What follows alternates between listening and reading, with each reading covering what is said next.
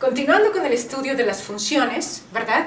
Ya dijimos que una función es una relación con ciertas características. A una entrada le corresponde una y solo una salida. Entonces, vamos a ver qué tipo de notaciones vamos a tener. Imagínate que tengo dos variables, las voy a relacionar.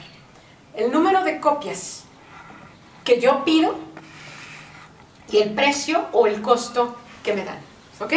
Entonces, la primera forma de denotar esto podría ser así. El precio depende del número de copias y se calcula multiplicando estas por 0.5 pesos, por decirlo así, ¿no? Déjame ponerlo con correcta notación por 50 centavos o 0.5 pesos. Pero se me cansó mi manita y la letra pues como que ocupa mucho espacio, ¿no? Entonces, la primera forma de denotar a las funciones es mediante el lenguaje ordinario.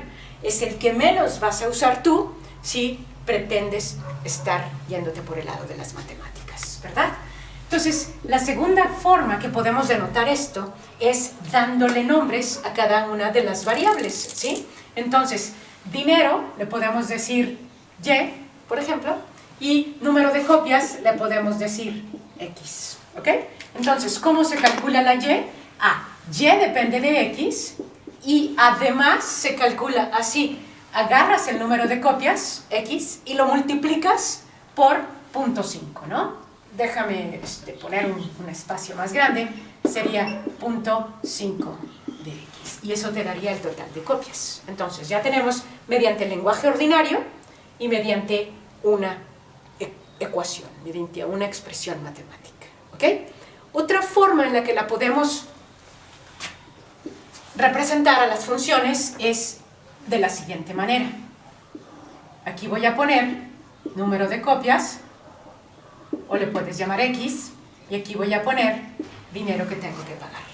Entonces, ¿te fijas? Estoy utilizando una tabla, ¿ok?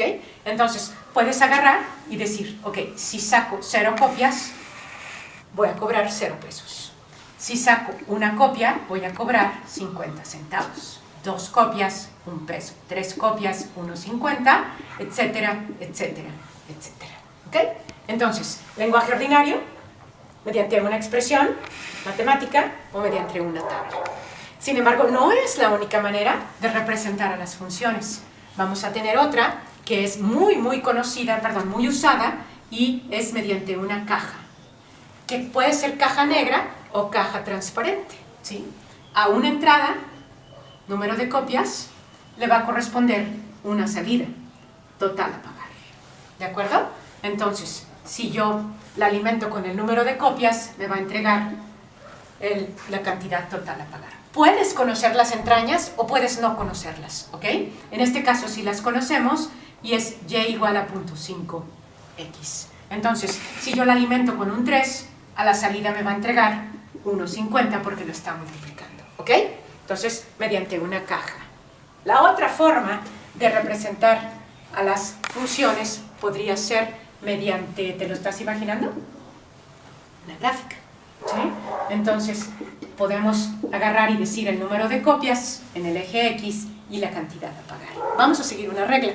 Siempre vamos a poner la variable independiente en el eje de las X y la variable dependiente, el precio depende del número de copias, el total a pagar depende del número de copias, lo vamos a poner en el eje Y. Entonces, si lo que tabulamos aquí lo llevamos acá, nos quedaría 0 copias, 0 pago, 1 copia, me cobran 50 centavos, 2 copias, me cobran 1 peso, 3 copias, me cobran 1.50 y 4 copias, me cobran 2 pesos, ¿ok?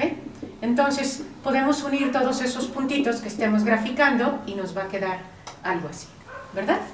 ¿Por qué no dibujo la parte negativa? Aunque el dominio matemático, y ahorita vamos a hablar de eso, me lo permitiría, el dominio práctico me dice que no hay números de copias negativas, ¿verdad? Entonces, por eso la empiezo a partir del origen, ¿ok?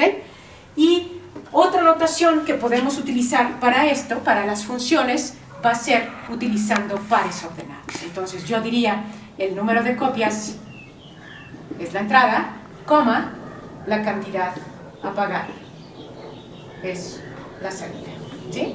Entonces podrías estar denotándolo a través de pares ordenados y podrías denotarlo como conjuntos, ¿no? Por ejemplo, podrías decir 0,0 o 1,25 o 2,1, etcétera, etcétera, etcétera. ¿Ok? Entonces son las formas de denotar las funciones. Yo voy a necesitar que te sepas mover como pececito en el agua de la expresión analítica a la gráfica o de la gráfica a la expresión analítica, pasando, si tú quieres, por la expresión tabular. ¿Ok? Muchas veces nuestro cliente nos la va a dar en lenguaje ordinario y nosotros tenemos que saber traducirlo al lenguaje matemático. Vamos a dejarlo.